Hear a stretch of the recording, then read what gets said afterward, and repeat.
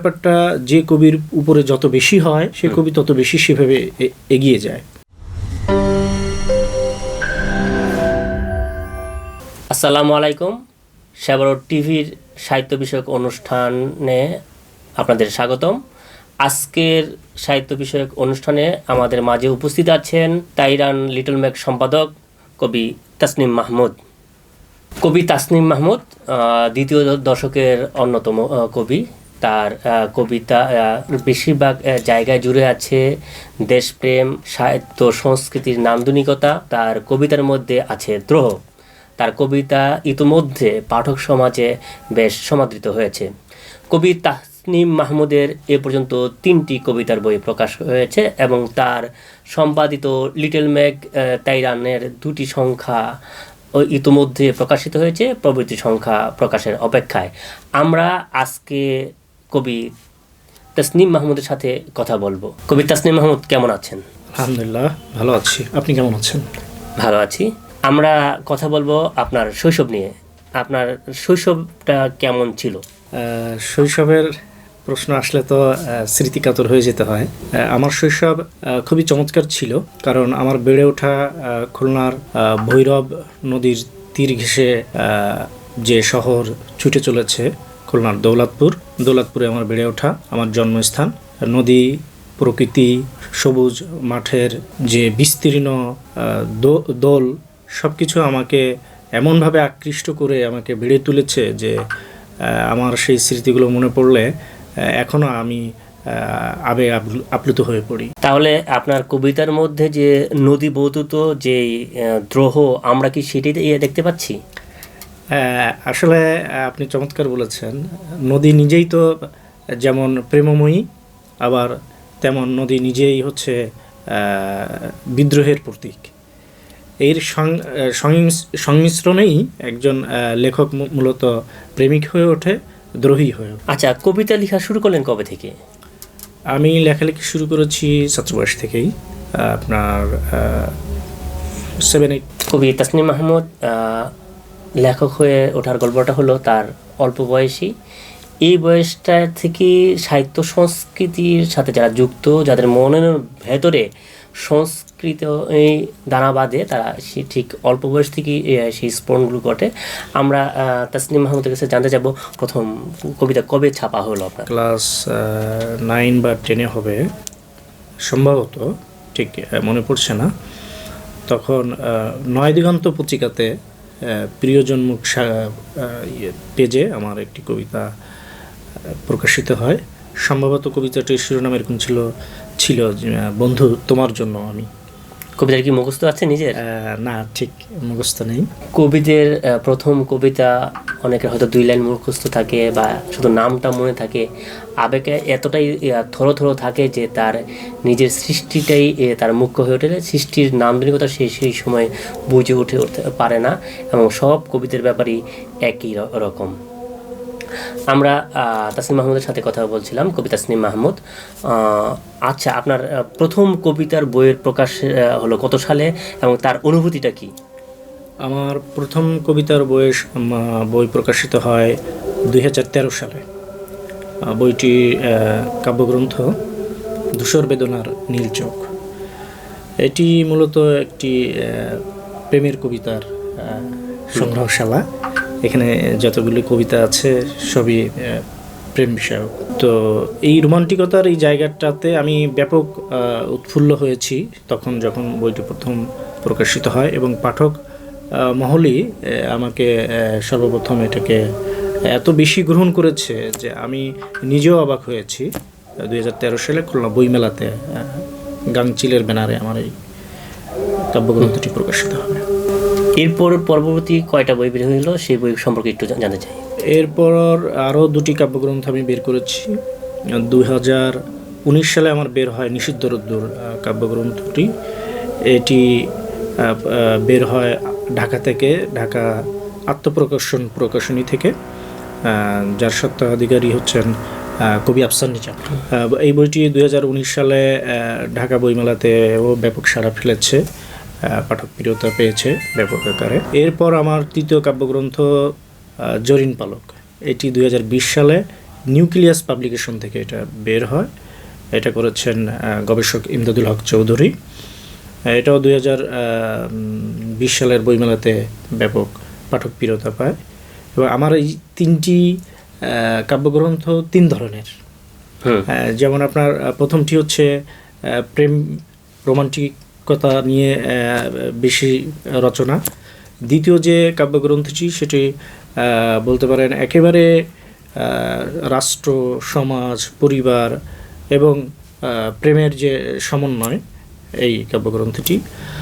আর তৃতীয় যে কাব্যগ্রন্থটি জরিন পালক, এখানে আপনার আধ্যাত্মিকতার কিছু বিষয় আছে, ধর্মীয় কিছু বিষয় আছে, সমাজ সামাজিকতা এবং আপনার রাষ্ট্র সংক্রান্ত যে দ্রোহের যে ব্যাপারগুলো থাকে, এই ব্যাপারগুলোর সমন্বয়ে এই কাব্যগ্রন্থটি। আমরা কথা শুনছিলাম কবি তাসনিম মাহমুদের সাথে সাবরো টিভির সাহিত্য অনুষ্ঠানে। তাসনিম মাহমুদের কাছে আমরা শেষ দিকে যাচ্ছি যে তার আগামী লেখালেখির পরিকল্পনাটা কি? আসলে লেখালেখির যে জায়গাটা, এটা তো প্রত্যেকেরই একটা পরিকল্পনা থাকে। আমি ব্যক্তিগতভাবে বিশ্বাস করি, বিশেষ করে কবিতার যে জায়গাটা, এটা ঝর্ণার পানির মতো এবং আপনার ধর্মীয় গ্রন্থগুলো যেভাবে নাজিল হয়, এভাবে উপর থেকে নাজিল হতে হয়। তো ইলহাম যেটাকে বলা হয়, রাইট, আপনি সঠিক বলেছেন। তো ইলহাম হতে হয়। তো এই ইলহামের ব্যাপারটা যে কবির উপরে যত বেশি হয়, সে কবি তত বেশি সেভাবে এগিয়ে যায়। তো আমার লেখালেখির এই জায়গাটাও আমি এইভাবেই চিন্তা করি যে আমার উপরে যেভাবে ইলহাম হচ্ছে বা হবে, আমার লেখার গতি বা আমার লেখার পরিসরটা তত বেশি সেভাবে এগিয়ে যাবে। আমরা এই পর্যায়ে একটু ভিন্ন জায়গায় কথা বলবো। তাসনিম মাহমুদ সম্পাদিত তাইরান পত্রিকা নিয়ে, এই পত্রিকা সম্পর্কে তার সাথে কথা হবে। এই পত্রিকা কখন শুরু করার চিন্তা করলেন এবং কিভাবে তার জন্ম লাভ করলো, এবং তার নাম ভূমিকা নিয়েও বেশ আলোচিত এই নামটা, এই সম্পর্কে আপনার থেকে জানতে চাই। খুব আবেগময়ী একটি প্রশ্ন আপনি করেছেন, আপনাকে ধন্যবাদ। আমি আসলে এই পত্রিকাটাই আপনাদের একটু দেখাই। এটি আমার 2য় সংখ্যা এবং এই আরেকটি এটি আমার হচ্ছে 1ম সংখ্যা। তো শুরু থেকেই বলি, আমরা যখন কাজটি শুরু করি তার আগেই আমি আমার শ্রদ্ধেয় বড় ভাই, বা যেভাবেই আমরা বলি না কেন বড় ভাইই বলি, আমার শ্রদ্ধেয় বড় ভাই আফসার নিজাম, ওনার সঙ্গে আমি বিষয়টি আলোচনা করি। উনি আমাকে বললেন যে একটা চমৎকার একটা পত্রিকা আমরা করতে পারি কিনা।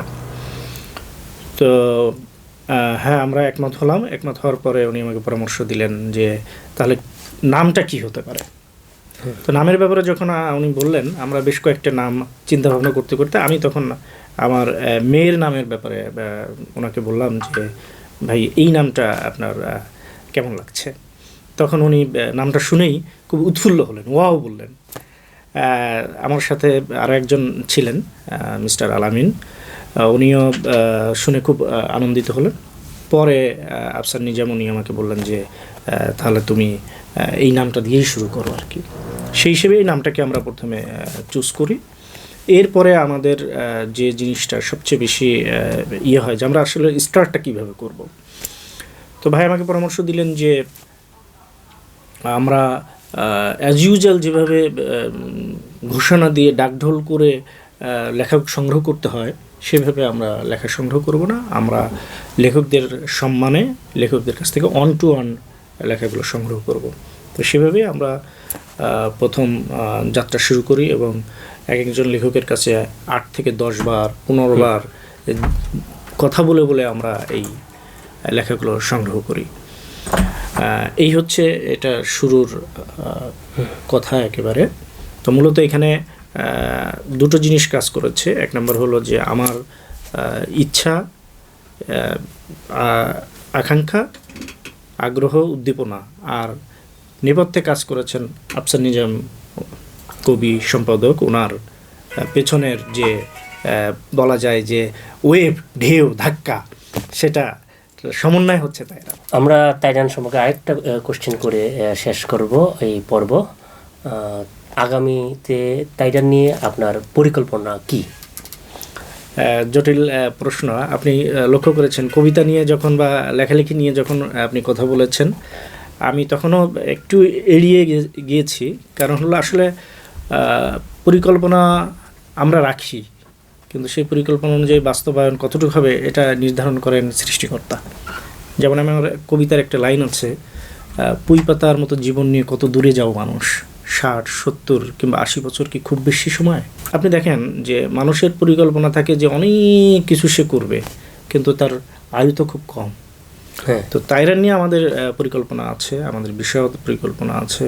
এই তাইরান যেন সাহিত্যের আকাশে সাহিত্য প্রেমিকদের জন্য একটা ময়ূরী বটগাছ হিসেবে দাঁড়িয়ে যায়, সেটা আমাদের আকাঙ্ক্ষায় আছে। সেই স্বপ্ন নিয়ে কাজ করছি আমরা। প্রিয় দর্শক, এতক্ষণ সেবারও টিভির সাহিত্য অনুষ্ঠানে আমরা ছিলাম। আমাদের সাথে ছিলেন কবি সম্পাদক তাসনিম মাহমুদ। আমরা আজকের পর্ব এখানে শেষ করছি। আগামী পর্বে আবার দেখা হবে। সে পর্যন্ত ভালো থাকবেন। আল্লাহ হাফেজ। আসসালামু আলাইকুম ওয়া রাহমাতুল্লাহি ওয়া বারাকাতুহু।